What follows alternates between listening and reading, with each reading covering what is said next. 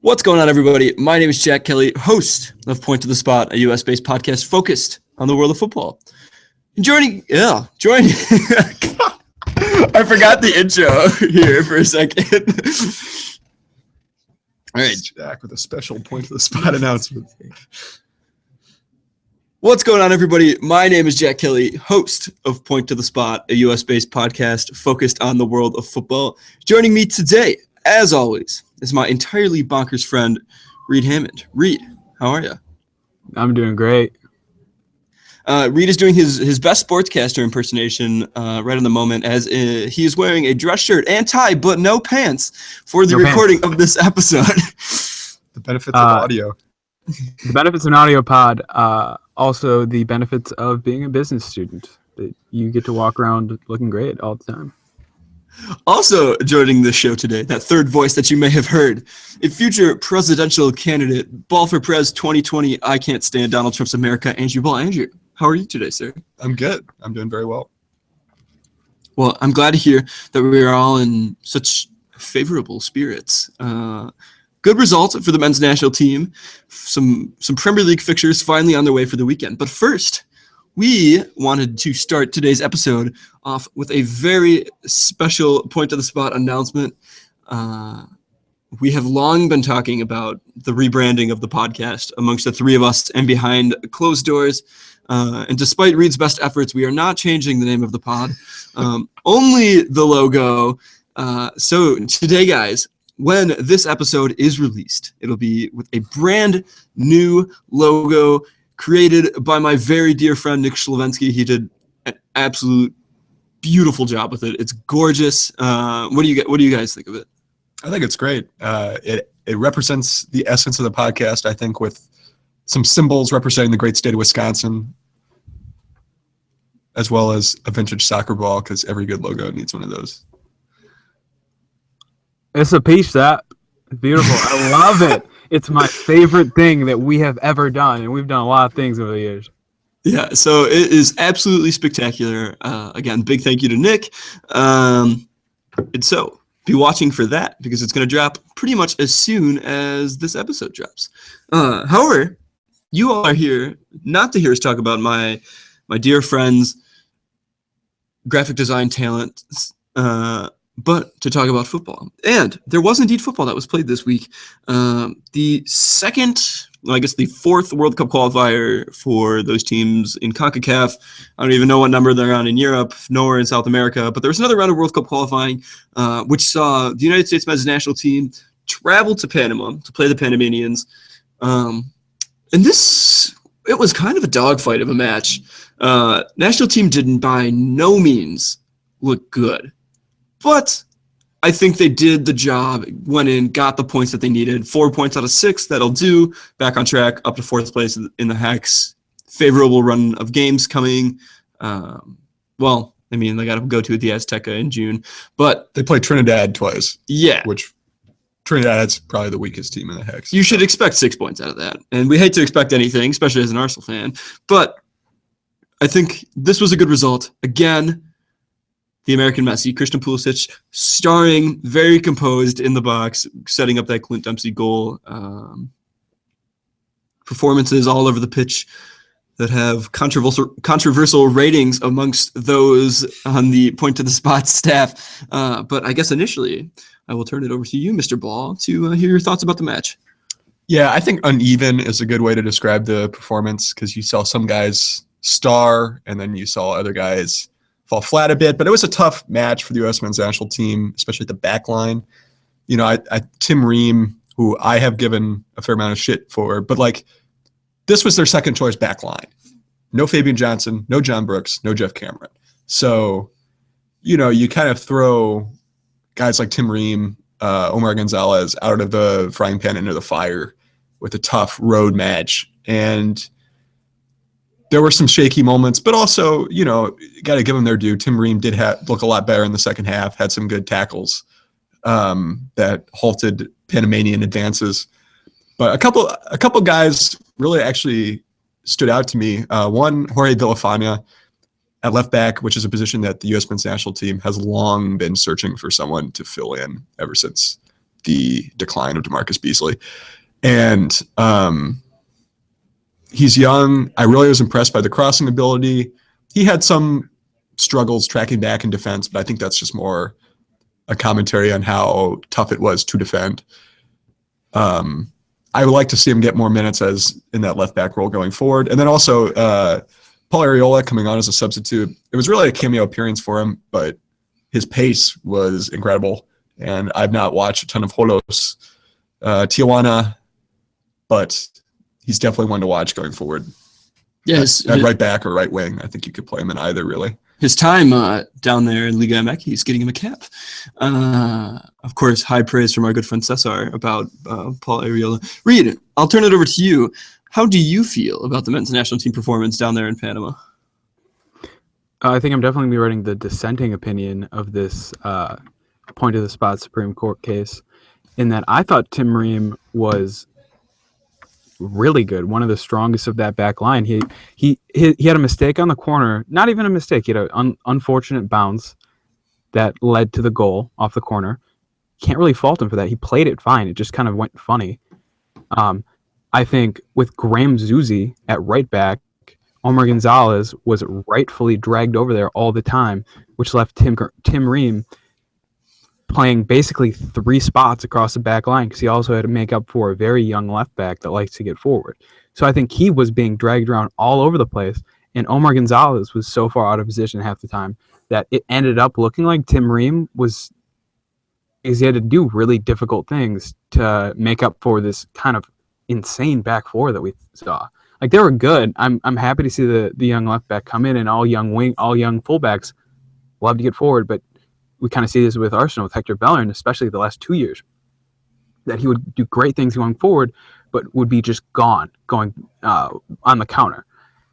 And I think we saw that a lot with Tim Ream in this kind of crazy back four that we saw.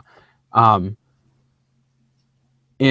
Andrew, even to the DeMarcus Beasley point, which Jack, we love a bit of cross branding on Point to the Spot. Jack wrote a great article for Hot Time in Old Town about DeMarcus Beasley's old days on the Fire, that he even played for the Fire. Yeah, great piece. Loved it. Cross branding, hashtag. We'll put it in the show notes. It would in show notes, probably. Maybe not. And even DeMarcus Beasley started his career as a very great winger.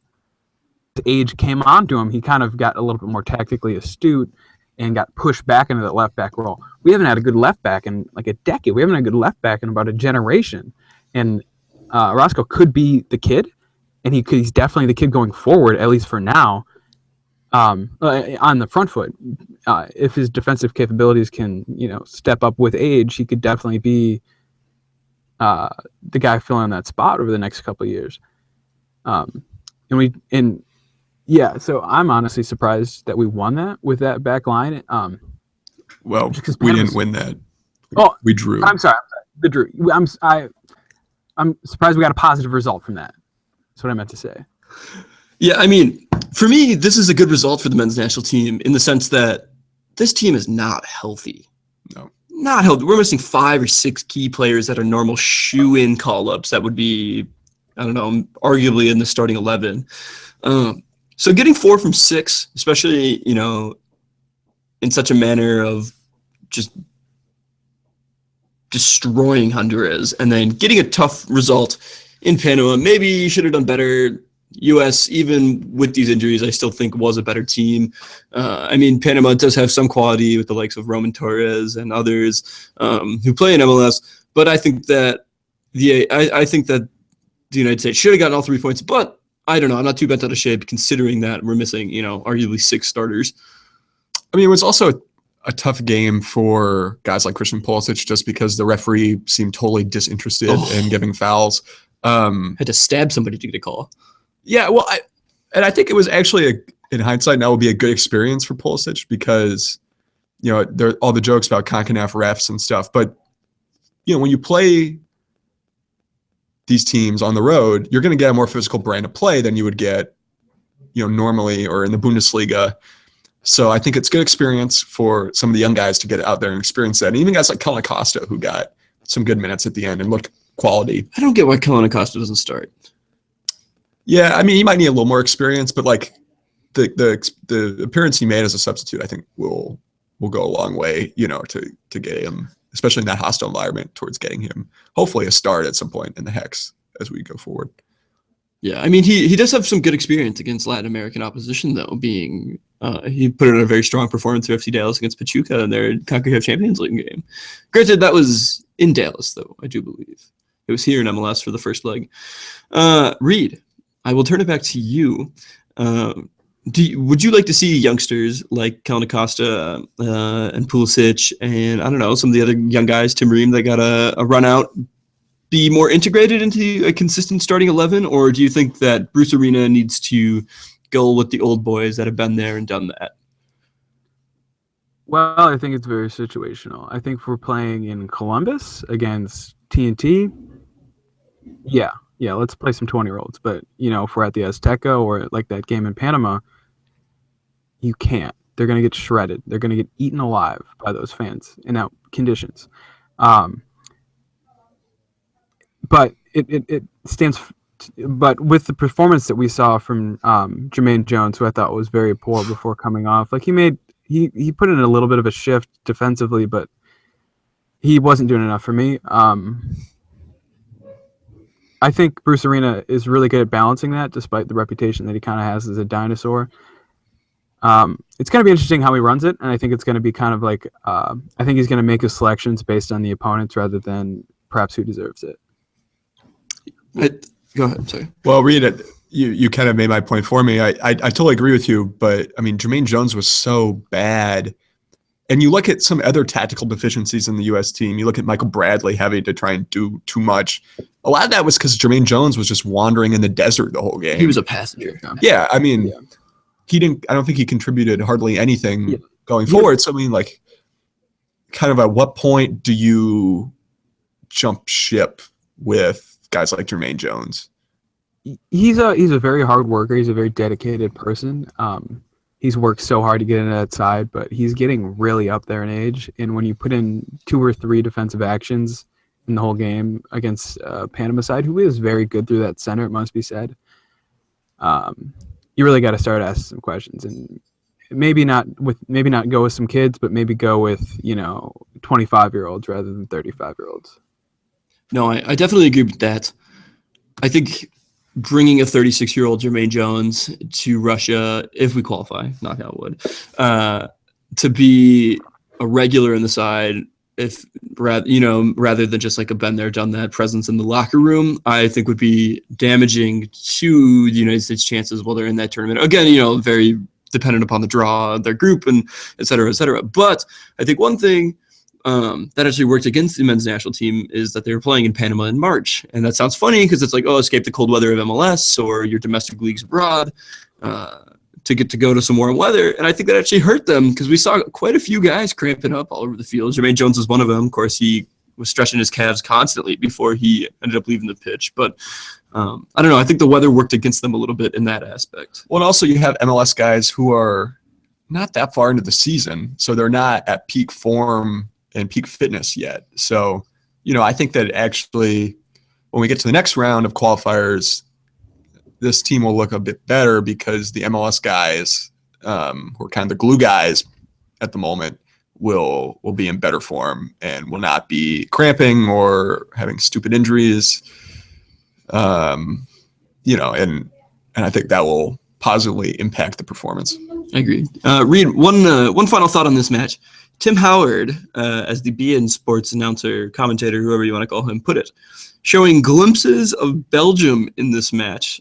Do you think that he has returned and fully asserted himself as the number one for the men's national team between the sticks? Well, yeah, I was actually really worried about the Secretary of Defense when he picked up that groin injury. I thought that really could be him done. But I anticipate him to play consistently for Colorado for the remainder of his contract. And we've seen 39 is old for Russia, but man, if he can pull a Jermaine Defoe where he just goes vegan, makes friends with a young cancer patient, And I think that's how you keep playing. You can do some judo with Zlatan, and then they're going until they die. He's really good. He's not only is he one of the better shot stoppers. I think Nick Armando has a shout to be a better shot stopper than him, but he's by far the best tactical organizer, which I think most actual players ask they have for their keepers. Like the fans love shot stoppers, but the best keepers don't make those saves because they don't have to. No, that's true. Well, Reed, you make a good point. I think that if there's anyone who needs some good karma, it's Tim Howard after some questionable comments about the makeup of the. So I was of two minds about his quality performance on Tuesday. Yeah, I don't love him as a locker room presence, but I do love him as a shot stopper. Also, if will be 40-year-old Gigi Buffon can shine for Italy, why can't 39-year-old Tim Howard shine for United? All right, guys, we are going to take a quick break. When we return, we are finally going to get to preview this weekend's Premier League matches, because I know we could all go for our English soccer fix. So stick around and enjoy the music. It was a good segment. Merseyside this week. I didn't realize that. Yeah, it is. 6:30. What's that on the East Coast? 4:30. 7:30. I mean West Coast. I meant what's that on the West Coast? I hope I get to edit this pod. No. What's that on the West Coast? 4:30. 4:30. Yeah, that's what I was trying to say. Like all those California Liverpool fans are going to be tested. I think. I mean, I think they always are. Oh, does everybody play this weekend? Yeah. It's a full-ass match week. Yeah. Arsenal got the prime. Arsenal got the prime time. Waka, waka, waka, waka. So we all kind of see them get whooped. Well, on the They're at home. due to being away at Hull, I don't think it's a fair comparison. What? West Ham are away at Hull, Oh. so I don't think you can really compare television time. Come on, you Tigers. What's the table look like? I don't even know where it's at anymore. Who's going down? All, unfortunately. Hey, they're only 3 points back. Safety. I think they have a game in hand, though, don't they? I think Swansea is staying up actually. No. Shocked. Swansea will play over 20. Borough at Sunderland, but then I'm there. All right. We are back in 5. Oh, that's 4. so Wait, hold on. Do we want to preview all these games, or do we just want to do the big fixtures? bad. That's what Well, it's we gonna be a all- pretty short pod if we don't. Yeah. We'll do all. All right. 5, 4, 3. Welcome back to part Not when Jack's better at 5, 4, 3. Welcome back to part 2 of the show, everyone. As we mentioned in part 1, the Premier League is back! We are all very excited. I know that I have missed watching Arsenal play, even though it Have you, though? Have you really missed watching giving me Arsenal blood play? pressure problems. Anyways, let's dive right into previewing this weekend's matches. We have a Merseyside derby, and the first leg, if you will, first meeting between these two sides, that being Liverpool and Everton, for those unfamiliar with the rivalry, was fantastic. Fantastic at the beginning of the season. Of course, Liverpool snatching that very, very, very, very, very late 1-0 victory in the 95th minute winner, I do believe, from Origi, I think was what happened. The return leg is equally appetizing, if you will, because this has big implications for both Liverpool and Everton seasons. Of course, Everton in 7th place, even on points with Arsenal, but behind a goal differential, only 2 points back of 5th spot with United. Granted, United has a couple matches at hand for that 5th place spot. Liverpool, though, also needs these points because not safe sitting in 4th place on 56 with the likes of Arsenal having 2 games in hands on them, United having 2 games in hand on them. I don't know if you will peg them to stay in the top 4 given United's schedule. I don't know. Arsenal is looking shaky to get 6 points, but who knows? Sometimes they impress. So I think this is a lot bigger of a match than the fact that it's just, like a local derby. So Reed, you do spend the most time with our dear friends that are one Everton and the other Liverpool that live together down there in that lovely city called Milwaukee here in the States. Who do you have walking away with the points in this match? Oh, it's a tough one. It's a tough one. If I was betting on it, if I was betting on it, Everton, but gonna win is Liverpool. I think Liverpool will definitely win. You gotta hope it's gonna be a shootout, and I don't know. With Coutinho and Firmino coming back from Brazil duty, it's going to be interesting to see how tired they are. Um, but I think if Firmino and Coutinho can recover well and step up and play, I think it could definitely be one of the better Merseyside derbies we've seen in a while. Let's just hope we don't see any. I really anticipate a leg breaker. I really do, and I have that like premonition, and I'm kind of nervous. God, really hope not. Coleman, get better soon. Anyways, Liverpool does, high-powered offense. First in goals for, first in assists, second overall in possession, second in total shots. Solid defensively. 12th in goals against isn't great. Do you expect their high-powered offense to carry them past Everton, especially playing at Anfield? I think Reed's betting instincts are correct. I think Everton will take the points on Saturday. It will be a shootout, though, just because Romelu Lukaku, with Harry Kane out now, you got to think he's the favorite to win the Golden Boot. If Everton can just do what they've been doing and get him service, he can take over this match. And then also I think Liverpool, it'll take them a while to settle into this game, given how many guys they had off on international duty. They're a bit rusty. But I think that, you could see it at like 2-2 at the half, and then Everton sneak a goal in the second half to walk away with the points. That's kind of how I see it playing out, which of course means it'll probably be a 0-0 snoozer. Yeah, if Lukaku keeps it up, he's certainly on his way to Real Madrid. Anyways, we'll move on. Burnley playing host to Tottenham Hotspur. Of course, this is trickier than some people may think it is because no Harry Kane, and the Turf Moor has been a bit of a fortress this year. Do you like Spurs' chance of beating Burnley this weekend? Yeah, no Harry Kane, no Vincent Janssen also. He has a head cold or something. Not that he would have started either way.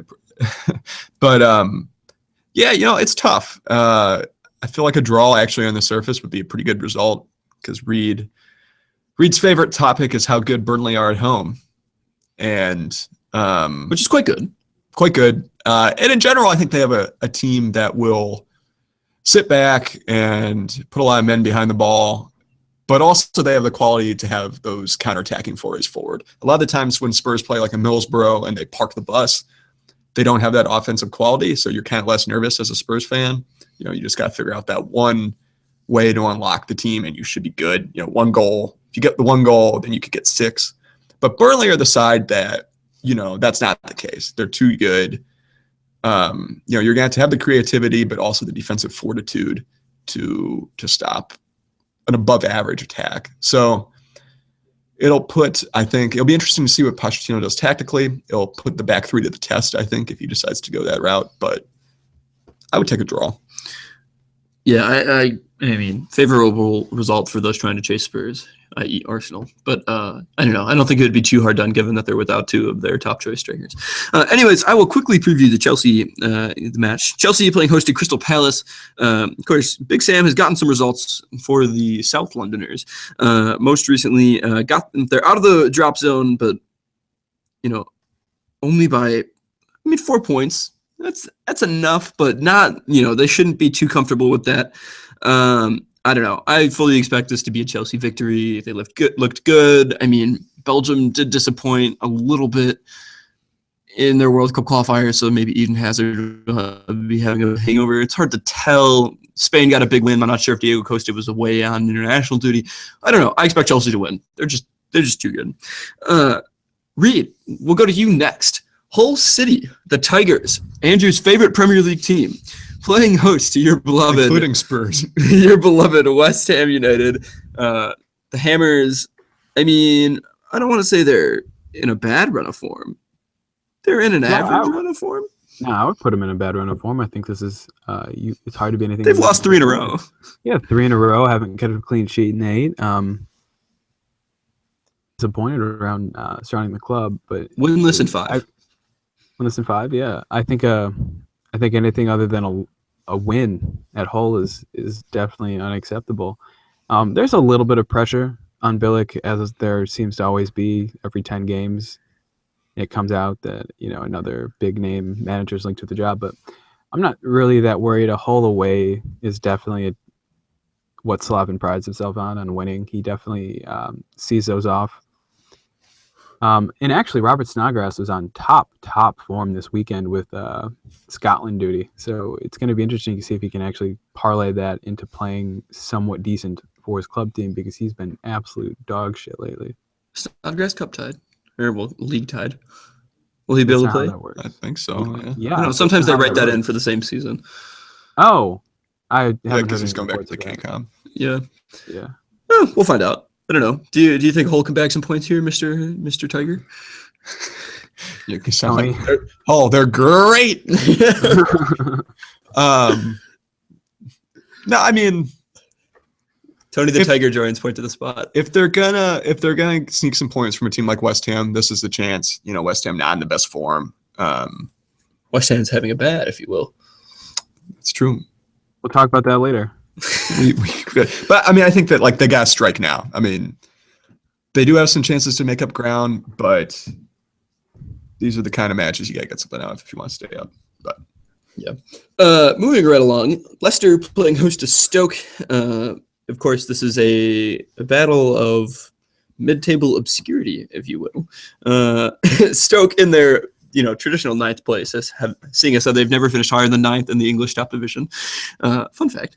And Leicester back up at the 15th, 6 points clear of the drop, have looked quite good, of course, making it into the final 8 of the Champions League. 5 matches unbeaten. I expect Leicester to win almost. Yeah, well, and also Stoke hasn't been the best form. They haven't been a non-relegation threatened team in well over a month. So this is the kind of match I could see Leicester just battering them. Yeah, it might be time for a Vardy party.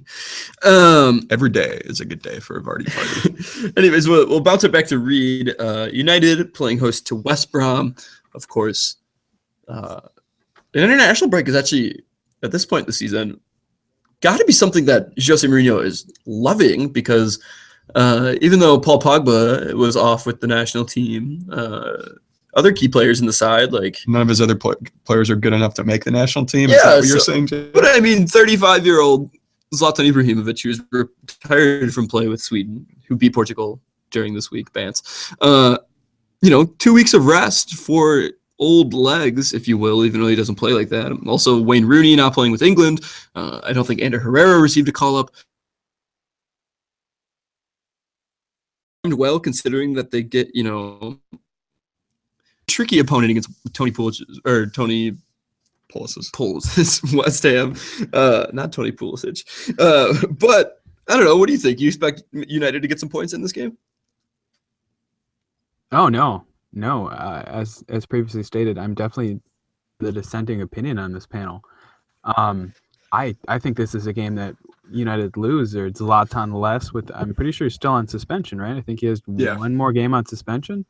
No Zlatan. He's going to be very well rested when he comes back. Yeah, hell yeah. He's been doing fuck all lately.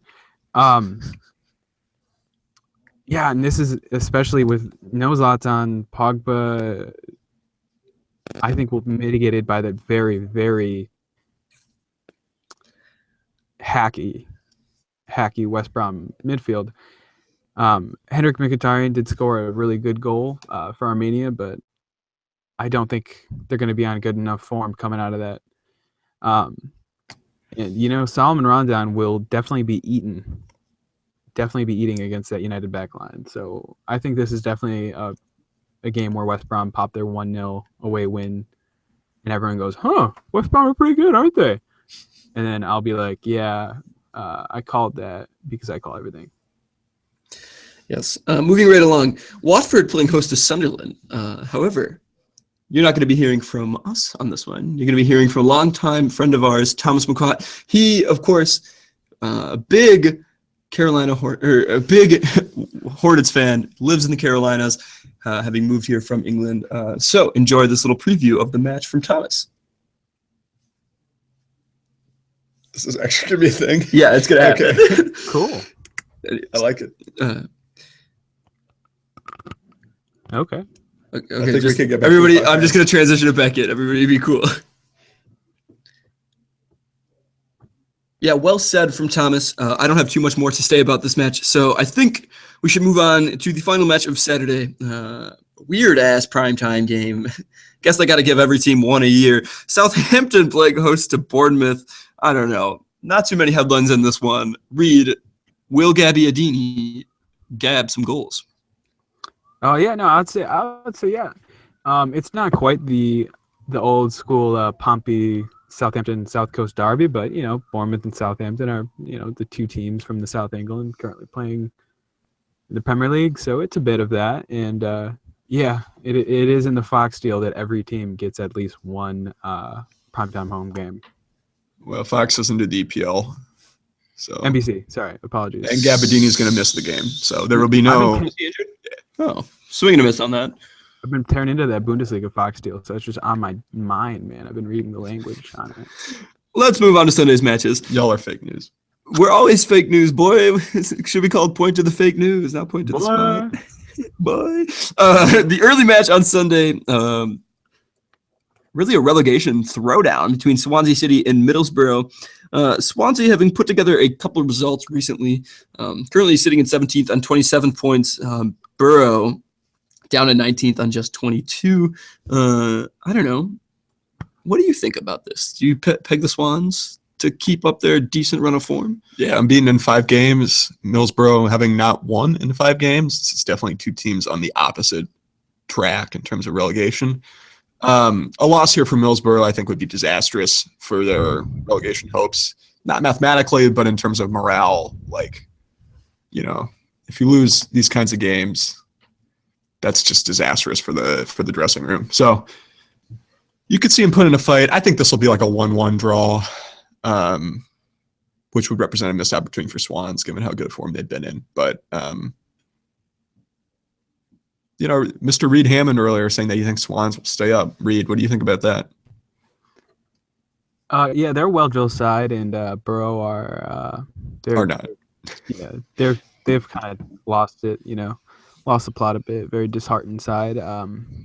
And this is definitely a game that I think Paul Clement will be able to lead. You got, Llorente's definitely big enough to impose himself on these perhaps lackluster defenders.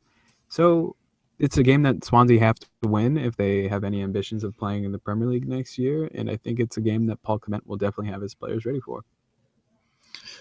Shall we move on to the final match of the weekend?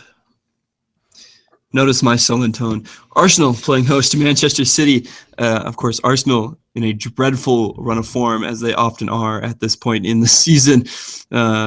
March Madness gets the better of them. Maybe the players are staying up too late following their college basketball, or maybe we just are shit. I haven't quite decided. I don't know. There's the terrible optimist in me that Arsenal will somehow win this match. I mean, they've been really good against City at home the last 3-4 seasons. Doesn't matter who the manager was. Doesn't matter who was on the pitch. They've always seemed to get the job done. I don't know. I like the Gunners in this one. Let me rephrase that. I don't know if I like the Gunners in this one. I would like to like the Gunners in this one, but I could realistically seeing this either go into a resounding 1-1 or in a 4-0 thrashing where we get slaughtered. I don't know. I don't know how to feel about it. You talk about it. You're a more objective fan than I am about this. For a neutral, it'd be an entertaining match, I think. Not a lot of defense. Yeah, I mean, I think the international break actually kind of came at a good time for Arsenal. It gives them a couple weeks to kind of regroup, forget about a couple tough matches, and prepare for the home stretch, which is a pretty favorable run-in, aside from the NLD coming up at the end of April. I mean, yeah. Besides this and the North London Derby, Arsenal doesn't have an opponent in the top 6 the rest of the way out. So they don't have to do a whole lot to finish top 4 or to, force a St. Totteringham's Day. I think that could be some motivation for them. They know that there are a lot of naysayers out there. They know a lot of people want Arsene Wenger's head. So they got to go out and put on good display. So it would not surprise me at all to see Arsenal take this match on Sunday. So, I'm maybe a little more optimistic than you are, Jack. Which could be a first. I'm just bitter in the sense that Alexis and Ozil, there's been so much circulate. But I think the international break, like you said, came at a good time. I think it was good. It was time for our 2 stars to go away from the club, relax, be at home, be with their families, do X, Y, and Z.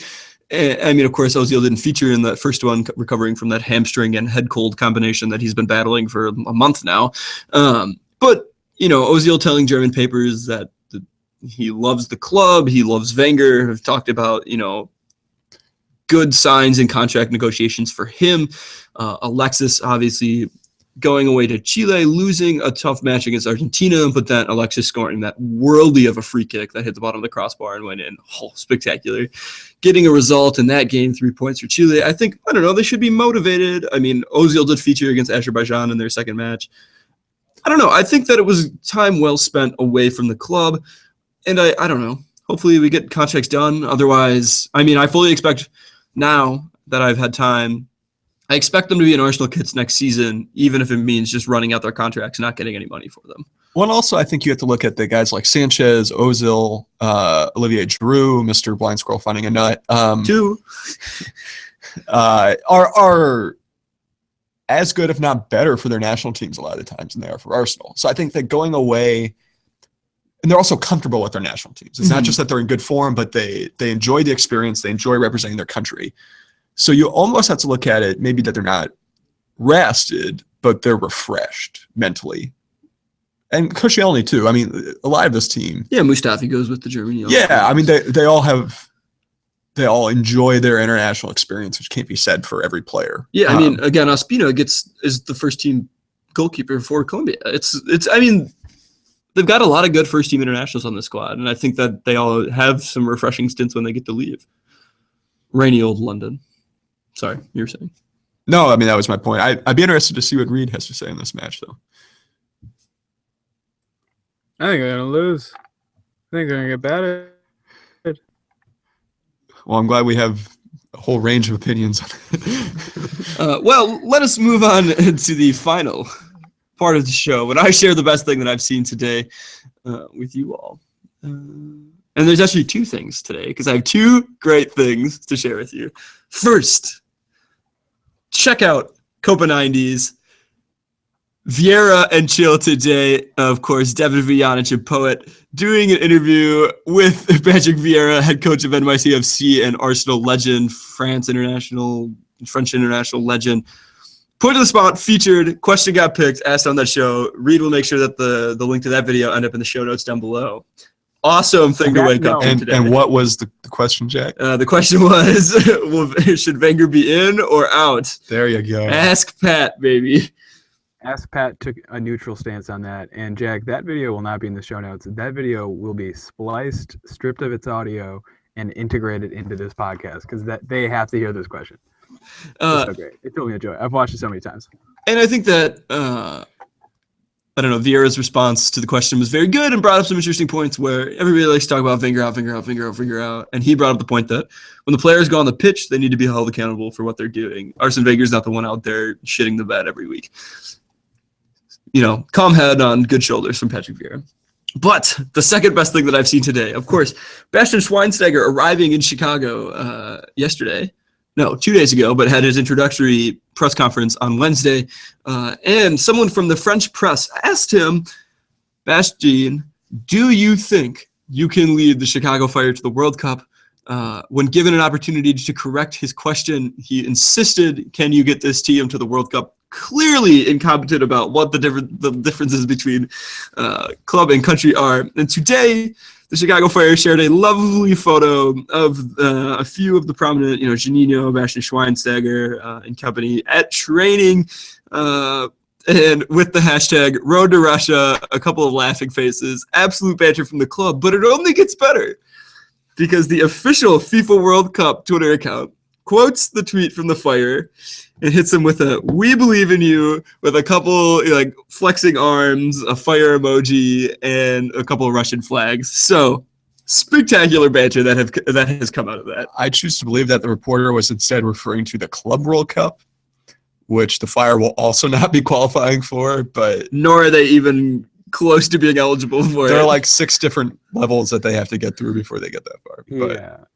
Yeah. No, but that press conference was encouraging. He seems, I mean, obviously it's always all the right answers at a press conference like this, but he seems excited. There's a huge welcoming party for him at O'Hare when he landed in Chicago. And he had nothing but praise and good words about, Paunovic and about Nelson Rodriguez and about everybody else in the squad. So I'm excited to see Bastian Schweinsteiger play. Yeah, and I think he's probably going to play this weekend against Montreal.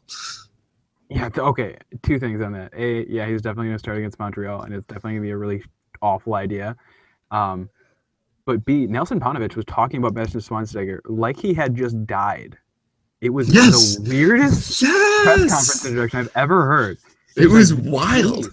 Calm down. Like, we know who he is. Like, that was so uncomfortable for me.